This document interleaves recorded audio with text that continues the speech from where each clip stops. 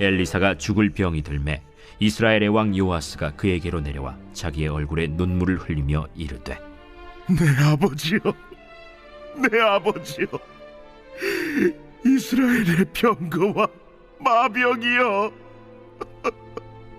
엘리사가 그에게 이르되, 활과 화살들을 가져오소서 하는지라. 활과 화살들을 그에게 가져오매 또 이스라엘 왕에게 이르되, 왕의 손으로 활을 잡으소서 하매 그가 손으로 잡으니 엘리사가 자기 손을 왕의 손 위에 얹고 이르되, 동쪽 창을 여소서 하여 곧 열매. 엘리사가 이르되, 쏘소서. 하는지라. 곧 쏘매 이는 여호와를 위한 구원의 화살, 곧 아람에 대한 구원의 화살이니 왕이 아람 사람을 멸절하도록 아벡에서 치리이다.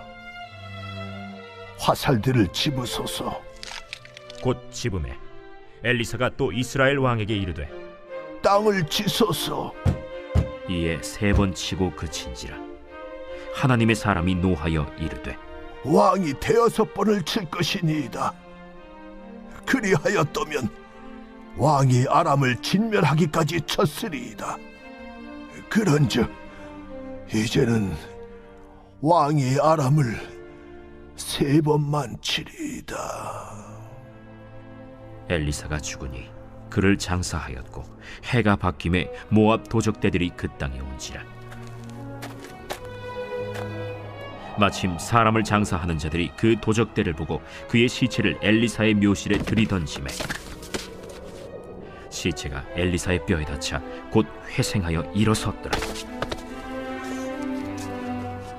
여호아하스 왕의 시대에 아람 왕 하사엘이 항상 이스라엘을 학대하였으나 여호와께서 아브라함과 이삭과 야곱과 더불어 세우신 언약 때문에 이스라엘에게 은혜를 베풀며 그들을 불쌍히 여기시며 돌보사 멸하기를 즐겨하지 아니하시고 이때까지 자기 앞에서 쫓아내지 아니하셨더라. 아람의 왕 하사엘이 죽고 그의 아들 벤하닷이 대신하여 왕이 되매 여호아하스의 아들 요아스가 하사엘의 아들 벤하닷의 손에서 성읍을 다시 빼앗으니 이 성읍들은 자기 부친 여호아하스가 전쟁 중에 빼앗겼던 것이라. 요아스가 벤하닷을 세 번 쳐서 무찌르고 이스라엘 성읍들을 회복하였더라. 오늘 말씀은 살리는 언약과 소심한 순종이라는 제목으로 함께 말씀을 나누겠습니다. 오늘 본문의 말씀은 이제 엘리사가 죽을 때가 다 되었는데 그때 북이스라엘의 왕이 찾아와서 이야기를 하게 됩니다. 그러면서 이스라엘 왕 요아스가 어찌할 바를 몰라 하는 그런 상황이 되었습니다. 그러면서 그가 하는 이야기가 나의 아버지여 라고 이야기를 하죠. 우리 같으면 이런 표현을 잘 쓰지 않습니다만 그냥 아버지라는 말은 나의 어떤 뭐라고 할까요?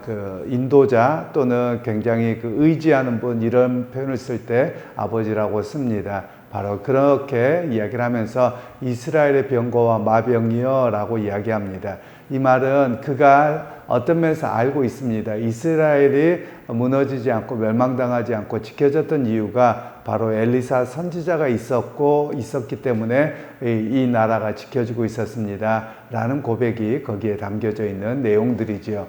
그런 면에서 오늘 우리가 조금 생각해 보자면 나라를 지키는 자들이 누구인가? 물론 경제력과 군사력이 있어야 합니다. 그렇지만 우리 그냥 기독교 신앙적으로 볼 때는 나라를 지키는 자가 누구이냐? 바로 기도하는 자다. 이렇게 본문에서는 말할 수 있습니다. 하나님의 뜻을 따라 기도할 때 하나님께서 그의 나라를 지키시는 그 역사를 어찌 보면 세상 사람으로부터도 고백받을 수 있으면 제일 좋겠다 싶은데요. 우리가 그런 면에서 나라를 위해서 기도하는 자임을 또 소명을 잊지 않아야만 하겠습니다. 그러면서 오늘 이 요아스가 와서 하는 이야기가 어떻게 할지 몰라 하니까 엘리사가 활과 화살을 가져오라고 합니다. 그리고 나서 이 엘리사 선지자가 왕과 함께 활을 쏘는 신용을 합니다. 그리고 나서 또 화살을 네 손으로 잡으라. 그래서 화살을 이렇게 땅에 치라고 이야기를 하죠. 그랬더니 이 왕이 땅을 세 번만 치고 마는 겁니다. 그랬더니 엘리사가 화를 냅니다. 그러면서 하는 이야기가 왕이여 당신이 계속 쳤으면 이겨냈을 텐데 오히려 아람 왕이 3번만, 그러니까 그 행위가 어떤 것이냐면 이렇게 때린다라는 말은 멸망시키다 뭐 이런 의미가 되어질 텐데요. 전쟁에서 승리하다 이런 어떤 퍼포먼스를 보여주는 겁니다. 그래서 당신이 순종하는 것이 온전하게 순종하지 못하고 일부만 순종하게 되어서 3번만 전쟁에서 이기게 되고 그리고 나머지는 그렇지 못할 것이다. 그런 이야기를 하게 되었습니다. 결국 오늘 이 본문을 통해서는 이야기하고 있는 것이 하나님의 말씀이라고 하면 우리가 될 것 같은 것만 순종해서는 안 된다라는 것입니다. 우리가 종종 될 것 같으면 기도하고 순종하고 안 될 것 같으면 기도도 안 합니다. 아예 포기해버립니다. 오히려 반대가 돼야 되죠. 기도 안 해도 될 것 같은 거는 기도 안 해도 됩니다. 오히려 안 될 것 같고 불가능한 것을 더 기도하고 하나님을 의지해야 되는데 오늘 본문에서는 우리로 하여금 하나님의 말씀은 눈에 보이지 않더라도 절대적으로 순종하고 나아가면 이루어지는데 반만 순종하면 반밖에 이루지 못하는 그런 이야기를 본문에서는 하고 있습니다. 그리고 이제 엘리사가 죽었는데요. 그를 장사하여 이렇게 묘지에 넣었는데 모압의 도적대들이 자기가 죽인 사람들, 그러니까 이스라엘 사람들이겠죠. 이 사람들을 집어 던졌더니 거기서 살아나는 역사가 있었다라는 것을 이야기합니다. 이 말씀 어떤 기적인데 이런 일들이 오늘날은 일어나지 않겠습니다만 이 선지자를 통해서 하나님께서 행하셨던 이야기는 비록 모압을 통해서 핍박을 당했지만 하나님께서 생명의 소유자가 되셔서 살아나게 하셨다. 이런 이야기를 합니다. 물론 이 본문 때문에 우리가 이렇게 가서는 안 될 겁니다. 과거에 과거 중세시대 때 십자군 전쟁이 있었는데요. 십자군 전쟁을 가면서 이 예루살렘이 이슬람에게 넘어갑니다. 그 당시에는 이제 오스만 투르크 제국이라고 할 텐데요. 또는 셀류크 투르크 제국이라고도 하고요. 그때 넘어갔을 때 많은 사람들이 두려워합니다. 그래서 그때 생긴 게 뭐냐면 성인들의 유골을 만지기만 하면 산다. 이런 이제 루머 같은 것들이 일어납니다. 그래서 제가 실제로 터키를 갔더니 터키에 성경에 나오는 사도 요한의 뼈가 있다는 거예요. 도대체 어디가 있느냐고 봤더니 눈이 안 보이더라고요. 그래서 나중에 한 바퀴를 더 돌고 봤더니 그냥 뭐 이렇게 장갑에다 끼워 놓은 손이 하나 있더라고요. 그래서 사도 요한의 이렇게 손이라고 하는 겁니다. 그래서 별 의미가 없더라고요, 저한테는. 왜 그런가, 왜 여기까지 왔는가라고 이야기를 들어보니까 사람들이 성인의 유골이나 사도들의 유골이나 이런 걸 가지고 있으면 이렇게 살아난다, 구원받는다, 뭐 이런 이야기가 계속 번졌던 겁니다. 어찌 보면 이 본문에 대한 잘못된 해석입니다. 엘리사 선지자가 죽은 곳에 뼈를 집어넣어 죽은 사람을 넣었더니 살아났다더라. 그러니까 우리도 오늘 만지면 살아난다. 거기에 어떤 신비한 능력이 있는 것처럼 이해해서는 안 된다라는 겁니다. 신비한 능력은 하나님께 있는 것이지 하나님께서 당신의 백성을 그렇게 살리신 것이지 엘리사 선지자의 뼈가 특별해서 그런 건 아니다. 이걸 우리가 좀 잘 이해할 필요가 있겠습니다. 그러고 나서 이제 여호아하스 왕이 이 아람 왕을 3번 쳐서 승리하게 되는 이야기가 그 다음 본문에서 나옵니다.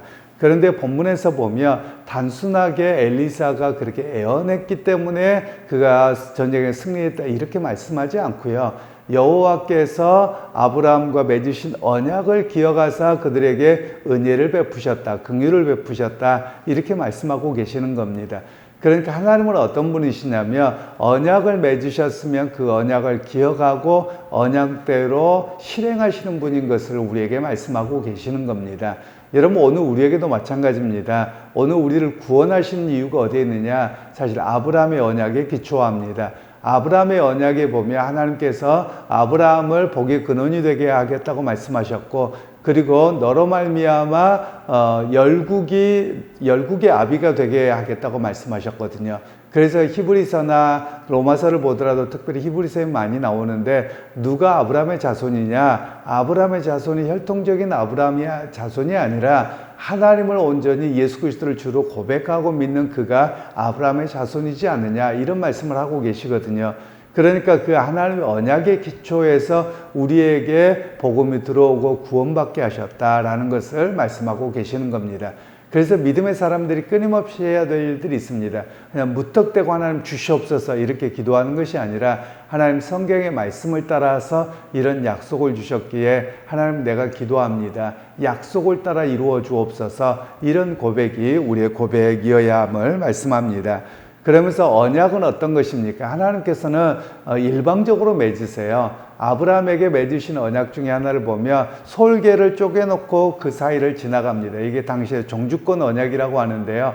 이거는 만일 너와 내가 이 언약을 세웠는데 이 언약을 지키면 너에게 복을 주지만 지키고 함께 하겠지만 언약을 깨뜨리면 이 솔개를 쪼갠 것처럼 너의 생명을 앗아가 버리겠다는 것이거든요.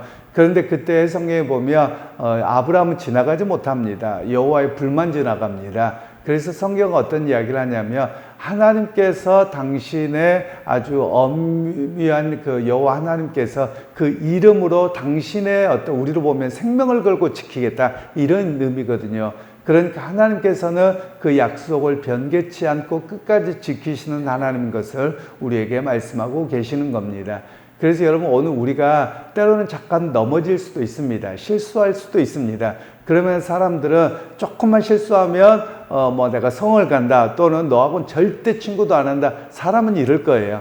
그런데 하나님께서는 당신의 언약에 신실하신 분이시기 때문에 우리가 한번 넘어졌다고 부족하고 연약하다고 해서 버리지 않으세요. 그 언약의 근거에서 끝까지 붙들어주고 계십니다. 그게 성경의 이야기입니다. 이스라엘의 역사를 봐보세요.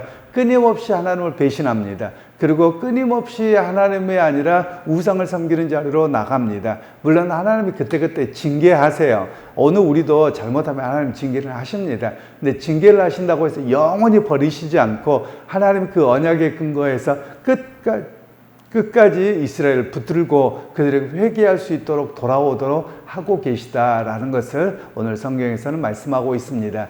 그러게 여러분 오늘 우리가 혹시라도 작은 죄를 지었거나 넘어졌다 할지라도 야 하나님 앞에 내가 죄 지어서 하나님 앞에 나갈 수 없구나 멀리 도망가고 딴 종교 가져야 되겠다 이렇게 하시지 마시고 내가 비록 죄 지었다 할지라도 하나님의 언약 가운데 붙들고 계시기에 내가 또 그 언약을 붙들고 주님 앞에 나옵니다. 회개함으로 나올 때 하나님의 언약이 근거해서 지키시고 돌보심을 우리에게 말씀하고 계시는 겁니다.